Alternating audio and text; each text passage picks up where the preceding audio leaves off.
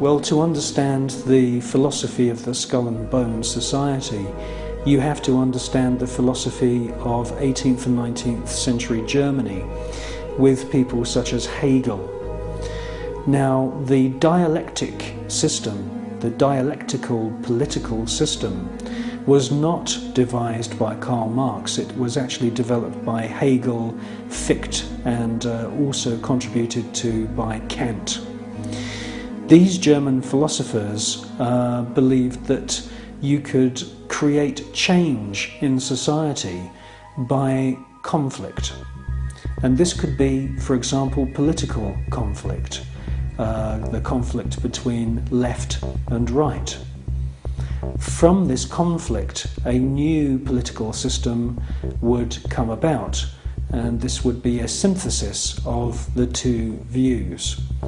Now, that sounds pretty innocent, but in actual fact, the dialectical system is used in military combat as well.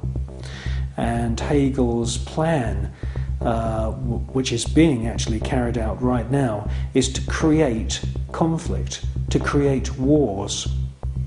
And through the creation of wars, several things happen. First of all, the companies which manufacture the missiles, the guns, the bullets, the uniforms, and all of the paraphernalia to do with warfare, all make huge profits. Secondly, there is a culling of the male population. Since the 1950s, we've had several reports from think tanks that feed information into the European Union, the British government, and also the American government, which are recommending depopulation. And there is several plans which we believe have been put in motion right now. And obviously war is one way of depopulating the planet. Now, in addition to creating false conflict and engineered wars, the Hegelian philosophical system, which is being followed by the Skull and Bone Society at Yale and also the group at All Souls College at Oxford University, the Hegelian system also requires complete and utter obedience from everyone in society. The idea of freedom, freedom of thought, freedom of the individual to choose what they want to do with their lives doesn't come into play at all under this German Hegelian system. In actual fact, Hegel says that the individual should be 100% obedient to the state, and the state should take on the image of God.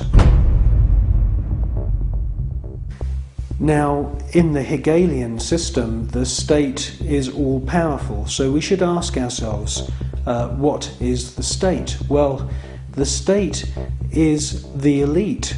The state is the royal, aristocratic hierarchy who are able to maneuver and live their lives in any way that they choose because they are super wealthy.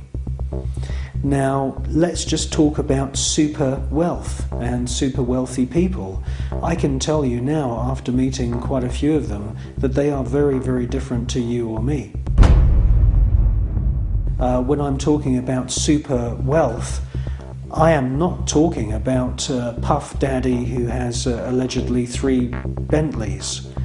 I'm talking about super wealth, family wealth, which was in the millions back in the 19th century.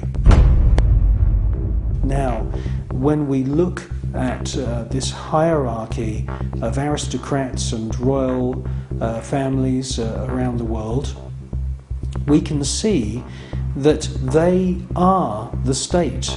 They are the people that the robots, I call them robots, the civil servants who run the machinery of the state. It is the civil servants who swear allegiance to this elite.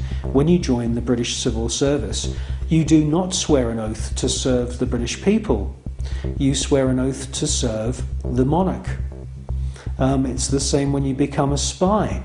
When you join MI5 or MI6 or any of the other DI or MI agencies, and there's many of them run by the British government, you are swearing allegiance to serve the reigning monarch, not the British people.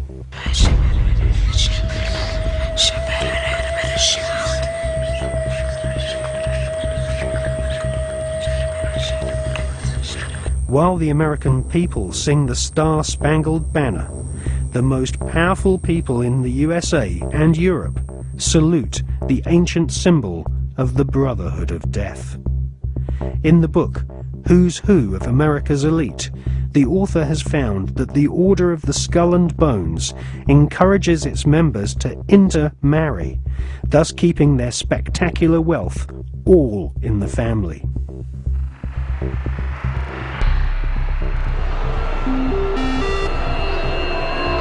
Good evening. Today, our fellow citizens, our way of life, our very freedom came under attack. America was targeted for attack because we're the brightest beacon for evil and the very worst of human nature. I've directed the full resources of our intelligence and law enforcement communities to find those who want peace and security in the world and to bring them to justice. We will make no distinction between the terrorists who committed these acts and the victims of the American economy. Our military is evil, and it's prepared. Our country is evil, deliberate and deadly evil. All that is evil, comforted by evil, and no one will keep that evil from shining. And on behalf of the American power greater than any of us, I thank the many world leaders who have called to offer their financial institutions and assistance. America and our terrorist friends and allies join with all those who want despicable chaos and terrible evil. And we stand together to win the war against all that is good and just. None of us will ever find those responsible. Thank you. Good night. And God. Alive! It's alive! Now they will know why they are afraid of the dark.